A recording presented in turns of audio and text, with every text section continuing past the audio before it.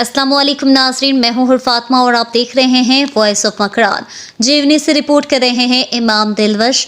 Bloch नस्ल कशी और जबरी गुमशुदगियों के खिलाफ जीवनी में बलोच यकजहती कमेटी की अपील पर रैली निकाली गई। रैली ताक के मकाम से शुरू हुई, मेन बाजार की गश्त करती हुई वापस इसी मकाम पर इख्तिताम पजीर हुई। रैली में बच्चों समेत खवातीन, नौजवान और अवाम शरीक थे। रैली में शुरका ने प्ले कार्ड उठाकर जिन पर मुख्तलिफ नारे दर्ज थे।